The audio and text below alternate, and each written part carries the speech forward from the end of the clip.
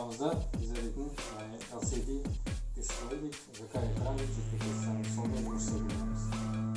Соның түрлерінде, сонымен бірге қалай программа жазылып тұр. Жалпы LCD экранның түрлері бар, яғни 16-та 2 деп аталады, 27-те 3 деп аталатын түрі. Енді бұлардың жалпы жалғануы екеуін көрдіңіздер, екеуінде екі түрлі жалғануы. Яғни біреуінде дейтін барлық 16 штекер шығып тұр, екіншісінде дейтін ортада жалғану, яғни переходник дейді. Сол арқылы тек қана төртеуі шығып тұр. Жинақтарды әртүрлі келеді. Кейбір жинақта осы I2C жалғану арқылы келетін болса, кейбіреулерінде ешқандай жалғаусыз өзіміз жалғайтын күйде келеді. Бүгінгі сабақта осы мына I2C мен қалай жалғанады, программасы, кітапханасы осымен жұмыстанатын боламыз. Енді бұл I2C жалғануы, яғни бұл арқылы бұның тиімдісі біздер дейтін Arduino платысына жалғанғандағы порттарды экономдаймыз. Сол арқылы біздер дейтін одан да басқа көп компоненттерді жалғап жұмысымызды жүргізуге болады. Бұның ішінде егер I2C болмайтын болса, бізде мына V0-ден бастап, міне көрініп тұрады, V0 біздер дейтін E, сосын бар дейтін T4, T5, T6, D7, солардың барлығы да біз дейтін мына сандық порттарымызға жалғануға жетеді. Қазір I2C арқылы олай жалғанбайды. Енді I2C мен қалай жалғау бар? Жалпы жалғауыш проводтардың түрлері бар. Алдарыңызда көрініп тұрған провод папа мама деп аталады. Сонымен бірге папа деген. Біздерде яғни керегі папа мама деген. Олай болса жалғайық. I2C жалғанымызда 4 порт шығып тұр, яғни 4 штекеріміз. Олар GND, VSS, SDA, SCL. Яғни бұның ішінде GND деген минус, яғни ground, VSS ол бізде плюс, яғни 5 вольтқа баратын. Қалған екеуі бізде аналогтық портқа жалғанатын порттарымыз. Сонымен жалғайық. Бірінші минусымыз жалғанайық. Ground.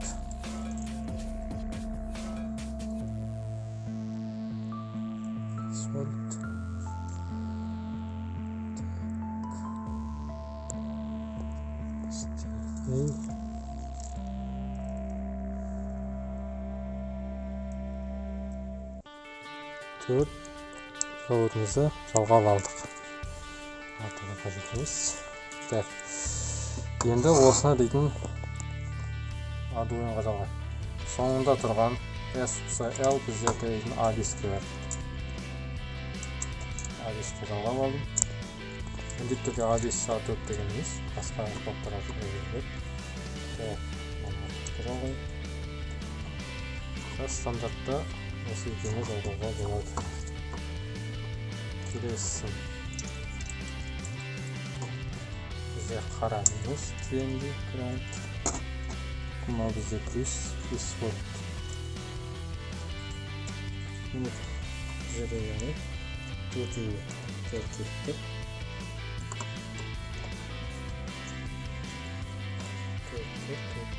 Енді осыған қазір программа жазамыз. Енді жалпы Arduino программасында дейді. Arduino программасында кітапхана деген түсінікті, инструмент, скетч, соның ішінде библиотека, кітапхана. Бұның ішінде Arduino библиотека деген астында тұрғандардың барлығы ол дейтін Arduino программасына орнатқан уақытта бірге орнатылады кітапханалар.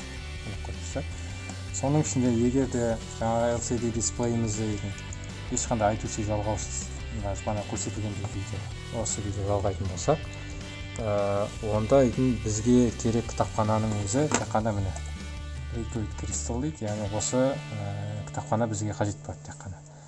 Енді біздер I2C жалғағандықтан да онда бізге басқа, яғни қосымша кітапхана керек болады. Ол біздерде міне Liquid Crystal I2C деген, осыған байланысты атауы. Сонымен бірге өзінің кітапхананың өзінің ішіне қолданылған Wire кітапханасы керек болады. Мінекей, бұл кітапхананың орнатылуы. Енді мына Liquid Crystal I2C. Осы кітапхананы қайдан алуға болады? Алдарыңызда сайт тұр. Arduino кітапханалары.info. Осы сайттың ішінен алуға болады. Немесе мысалға жазып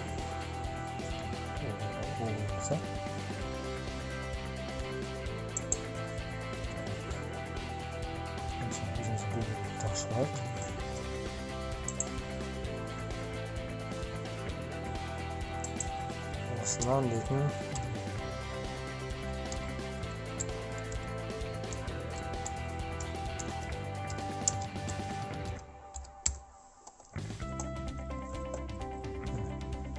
іздегенде осы өзіне шамамен жаздық. Liquid Crystal I2C деп, сонда осы неміз шықты. Жаңағы сайтымыз. Осының ішінде версиясын таңдауға 1.1 ме, әлде 1.2 ме, сол бағытты таңдауға. Енді алғаны міне 1.2 орнатылды. Енді кітапхананы қалай қосамыз? Орнатылғаннан кейін Sketch, соның ішінде библиотека, добавить zip библиотеку деген. Соны басамыз. Осының ішіне мысалға загрузкаға түскен болса, загрузка жаңа алынған нәрсе міне программасы. Open деп басқанда арғай біздерде қосылады. Себебі менде қосылып тұр, соны екі рет қосудың қажеті жоқ. Енді программа өтеді. Кітапхананы қосу үшін мысалы артық етпей тәуірін қосып қайық. Библиотека, соның ішіне Wire деген таңдадым, шықты. Келесі библиотека менде жаңа соңынан қосылған I2C екеуі қосылып тұрды. Бізді программадан керегіміз. Осылай қосып аламыз кітапхана. Немесе кәдімгі қолмен теру бар. Решетка, include, wire.h қалғанда мынандай соңында. Енді программа өтеді. Программада Liquid Crystal I2C соларын жазып аламыз. Сосын LCD деген айнымалын белгілейміз. Осының ішінде 0.27, 16.2 бұл дейтін біздерде қандай немен жұмыс істен деп атаймыз. LCD дисплеймен жұмыс істен деп сонда бұлар біздерде стандарт программалар, жазылатындар осынан міндетті жазылу керек. Енді мына LCD деген міндетті кішкентай әріппен емес, кейбір интернеттен қараған уақытта үлкен әріптерінде тұратындар. Оның барлығы өзіңізбен байланысты. Айнымалының атауын қалай бересіздер. Мына жақшаның ішіндегі тұрған мәліметтер олар стандарт мәліметтер. Void setup қойдық, ол бір рет орындалатын функция білесіздер. Осының ішінде LCD.init деген ол дейтін жаңа мына көрсетілген LCD дисплейімізді орнатады. Яғни осыны орнатады. Екінші соның яркісін, яғни қазір қосқан уақытта яркий болып көрініп тұрған қамтамасыз етеді. Бұл екеуі. Яғни бұл екеуі де стандарт болып табылады. Егер де I2C-сіз болатын болса, онда айтын бұл жерде былай жазылады. LCD нүкте бегин сосын дейтін 16-да 2 деп осылай көрсетіледі. I2C-мен жалғанғанда осы бір ғана сөздің орнына онда айтын біздерде астында 2 функцияны жазылады. LCD init-пен backlight деген. Енді void loop өтеді. Void loop-та жалпы сіздердің алдыңызда тұрған программа ол дейтін жоғары жағында hello world деген жазылып тұрады. Яғни егер де LCD print-те осылай көрсететін болсақ, ешқандай set курсорсыз, онда дейтін міндетті түрде жазуымыз бізде дейтін экранның жоғары жағынан пайда болады да, осы қатарда тұрады. Яғни координатасы 0-0-ден басталатын. Ол сол жақ бұрыштан. Енді set курсор дегеніміз ол дейтін әрбір жазудың қай жерден басталады, соны көрсететін координатасы. Яғни біздерде x координатасы, y координатасы 0-0, y-іміз 1, x-іміз 0-ден басталады да 15-ке дейін барады. Так, for бұл біздерде цикл, сол арқылы for-ның ішіне integer i деген айнымалыны береміз, алғашқы мәні 0-ге тең, сосын ол 9-дан кіші болғанға дейін орындалады. Яғни әрбір функция орындалған сайын i біреуге артып отырады. Ол i++ дегенді білдіреді. LCD set курсор, яғни i деген айнымалымыз ол жаңа 0-ден басталады, 9-ға дейін барады. Координатасы 1, ол яғни екінші жолға жазылады деген сөз. Бірінші жолда біздерде hello world деген жазылып тұрады. сосын LCD print қандай сөз шығару керек? Arduino деген сөз шығару керек. Ол сөз, Arduino деген сөз біздерде қазір ол бұрыштан бастап оңға қарай жылжиды. Қанша жылдамдықпен жылжу керек? Яғни 0,5 секундпен қозғалып тұрады.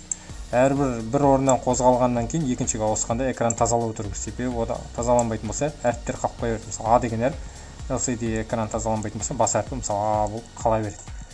Ондай жағдай болмас үшін LCD-де, яғни экран тазалап отырамыз. Сонда бізде LCD clear деген қажет. Так, екіншісі, ол дейтін енді солдан жылжу оңға дейін оң жаққа барды, енді оң жақтан солға қарай жылжу керек.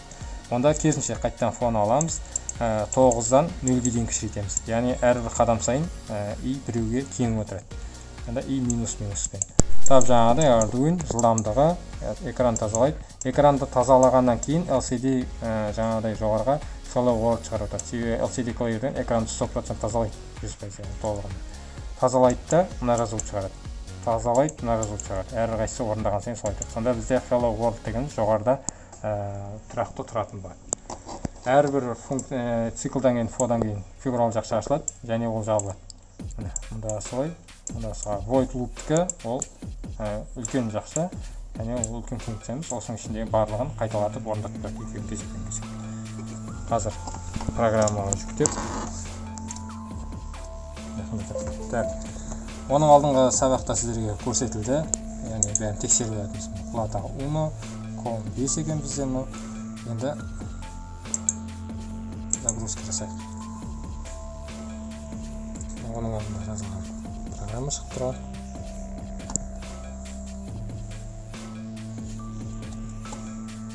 Загрузка завершена.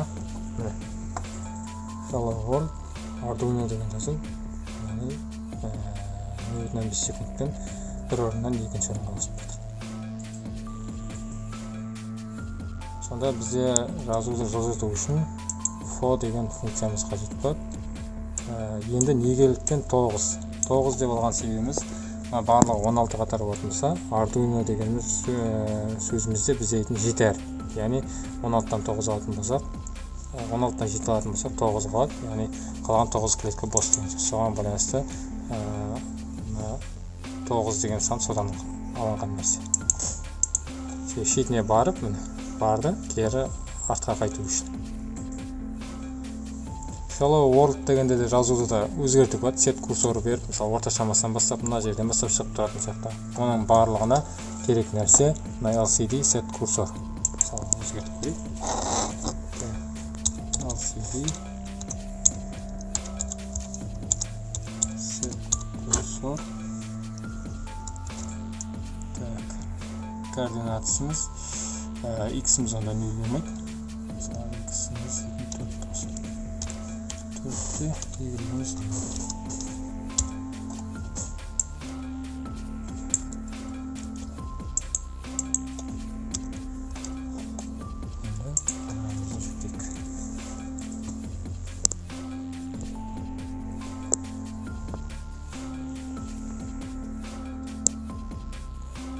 Міне 4 дегенімізде біз мына жақ шеттен екінші жақ шетіне қарап.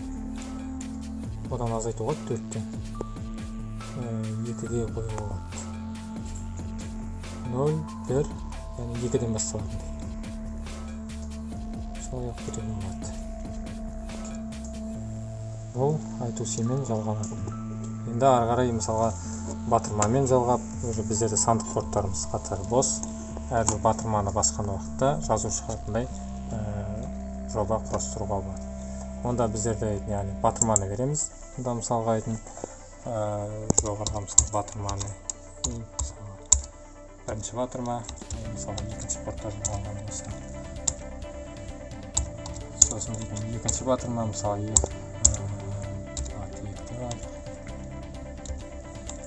үшінші портқа, үшінші батырмаға.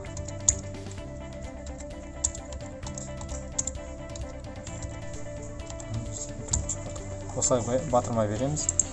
Сәйкесінше мұнда пин-мод режимдер арқылы да батырмалардың қандай режимде жұмыс істейтінін көрсетеміз.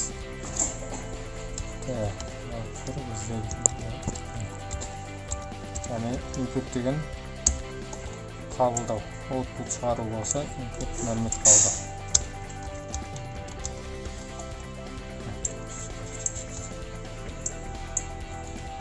екінші және үшінші порттар. Так, енді әріптерді істейтін болсақ, бізге жылжытудың мысалы қажет емес болатын болса, жоғарыға бірінші қатарға берейік. Онда біздерде if деген шарт керек. If what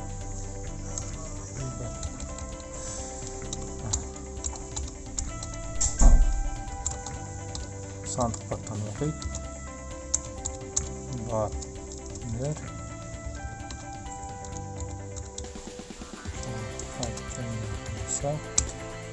онда яғни LCD-сі тұрсақ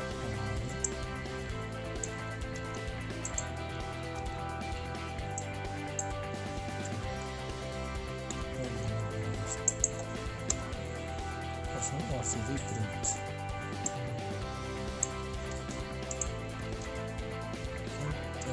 әріп мысалға айтын hello дегенде Х деген шығарып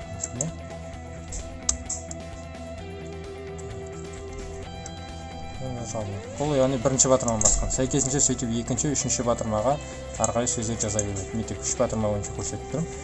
Енді жаңағыдай батырманы басқанда уже бізде бірінші әріп шығады.